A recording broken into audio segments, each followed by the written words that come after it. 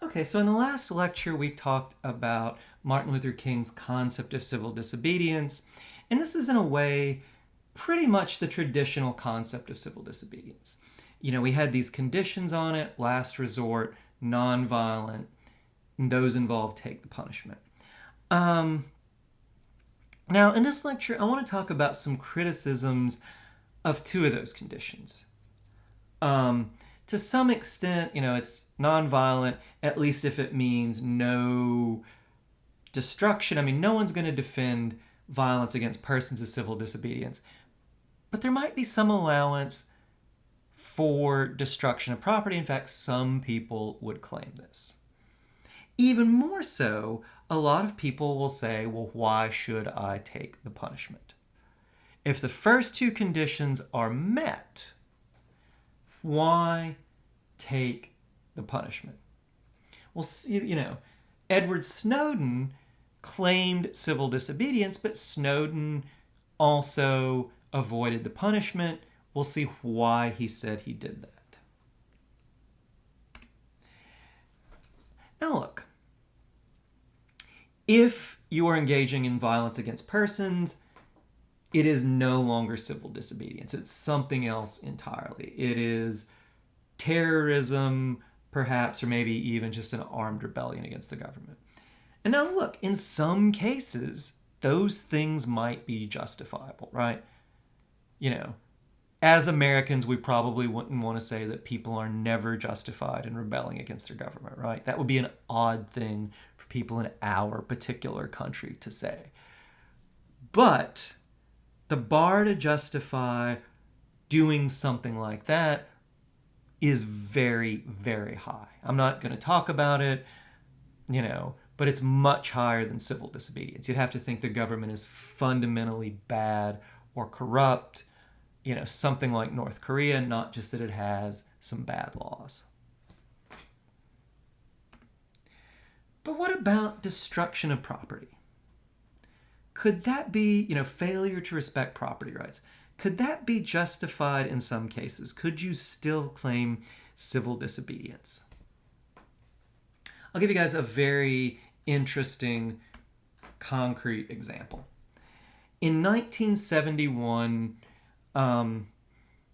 some anti-war activists broke into an FBI field office in Media, Pennsylvania.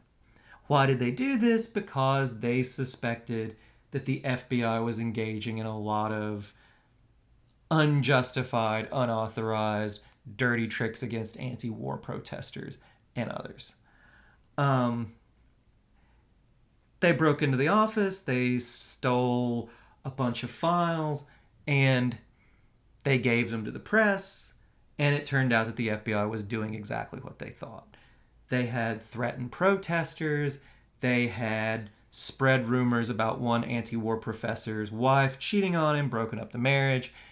What's more, they discover from these files that the FBI had engaged in this thing called COINTELPRO. Press gets to digging into it. They find that, among other things, they've sent threatening letters to Martin Luther King, among others, right? A letter from FBI officers that he interpreted as them telling him to basically kill himself rather than accept the Nobel Prize, right? So, in doing this, these activists uncovered some pretty serious wrongdoing by the FBI, and they claimed civil disobedience for it. Would we say that they're necessarily unjustified? How else would anyone have uncovered this wrongdoing? It's not like you could just walk into an FBI office and say, hey, can you let me look at your files?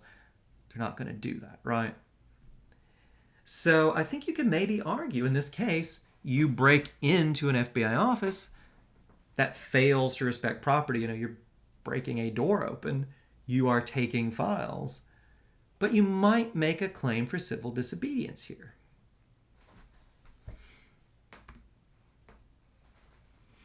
Then there's also the question of, must someone take the punishment? And the objection here might be this. In some cases, taking the punishment can actually help you achieve your aim. definitely that's one of the things that's going on with King, right? He knows that he'll show he's serious, then sincere by taking the punishment.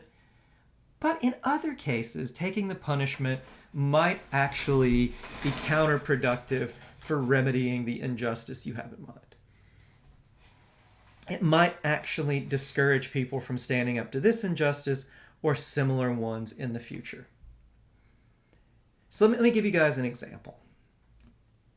Actually, two examples.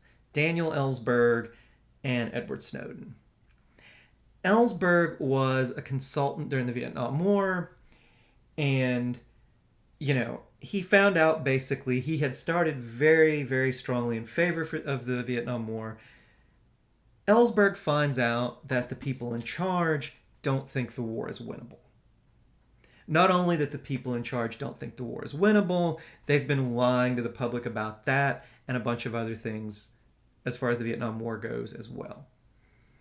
So Ellsberg takes the papers, the memos, all the other records where these officials are saying this, slowly but surely sneaks them out of the office, copies them, sneaks them back in, keeps copying them. Basically, he copies all these files. He leaks this to the press. First, try to leak it to the New York Times. The New York Times is basically scared to run it. Comment on the New York Times. It gets to the Washington Post. The Washington Post actually has the courage to run it. And it comes to the public's attention, Lyndon Johnson and Richard Nixon, and for that matter, John F. Kennedy and everybody that's been working for them has been lying to you about the Vietnam War for going on 10 or 15 years now, right? They say we need to keep fighting because the war is winnable. Turns out even they don't believe that. They just don't want to be the one who loses the war and takes responsibility. Well, now, Ellsberg very clearly satisfies the conditions for civil disobedience. These memos, these documents are never going to get out otherwise, so it's a last resort, right? It's nonviolent. Ellsberg didn't even, he didn't hurt people. He didn't even destroy property, right? He just took the files, copied, and brought them back. And Ellsberg was very willing to take the punishment. He knew he would get caught. He didn't try to prevent it. Now, interestingly, Ellsberg did not, in fact, end up going to prison or anything. The story why is actually kind of funny. He was charged under the 1917 Espionage Act, which more or less allows the government to claim anything they want to keep secret is damaging national security if it gets out. And the way the law is written, it was written by the Wilson administration in 1917, basically to keep people from criticizing U.S. involvement in World War I. And, it's been modified a bit, but the way it's written, Ellsberg would have, at a fair trial, almost certainly been convicted. The Nixon administration, though, was so eager to make sure Ellsberg was convicted, they actually meddled in the trial in all sorts of illegal ways. The biggest one being they basically tried to bribe the judge, Byrne, by telling him, if you make sure this goes the right way, we'll make you head of the FBI, right? Judge Byrne, it turns out, was actually, even though he dreamed of being head of the FBI, was a very honest person. Because of that and some other meddling, Byrne actually declared a mistrial and Ellsberg got off. It's pretty interesting because if the Nixon administration hadn't meddled, I think anyone who knows the law would tell you Ellsberg would have went to jail, probably for life. But anyway, Ellsberg is just an incredibly brave person. And he's willing to take this punishment, going to jail for life, to uncover what he thinks is government wrongdoing. So Snowden was, I think, inspired by Ellsberg. And Snowden, there were these surveillance programs. Snowden had hoped that, the Bush administration put them in place. He had hoped the Obama administration might unwind these programs that were, basically snooping on Americans' phone calls, snooping on Americans' data without their knowledge. The Obama administration actually continued them. If anything, they maybe got worse. And sort of the point of no return for Snowden was a congressional hearing or a Senate hearing. So what was kind of the last straw for Snowden was not only did the Obama administration not show any signs of sort of ending these surveillance programs, but the director of national intelligence actually went in and lied to the Senate. And it's an interesting bit of theater because Clapper, the intelligence head, goes in. Ron Wyden, who's a senator from Oregon, knows that the NSA is collecting all this data, is snooping on people in all these ways, right? And so Wyden knows this, Clapper knows that he knows this. So Wyden directly asks him, are you guys doing this? Now, what Wyden, I think, hoped to do was he hoped that Clapper would not have the nerve to just flat out lie to his face when he knew it was a lie.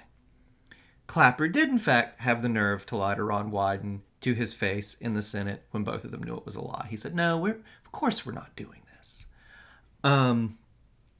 Snowden hears this and he thinks, well, if they're willing to lie to senators who ask about this, not even given details of the program, just basically lie about, are you even doing this? If they're willing to do that, if they won't be supervised because they won't even open up to elected representatives, then there's really no way to deal with this within the confines of the law, right? Because the public doesn't even know because they're willing to lie to keep the public from knowing, right? So Snowden takes the information about it, puts it, saves the data, leaves with it on a drive, gives it to some reporters, and I think we could say, pretty clearly, Snowden satisfied the first two conditions of civil disobedience, right? It was a last resort. It was nonviolent.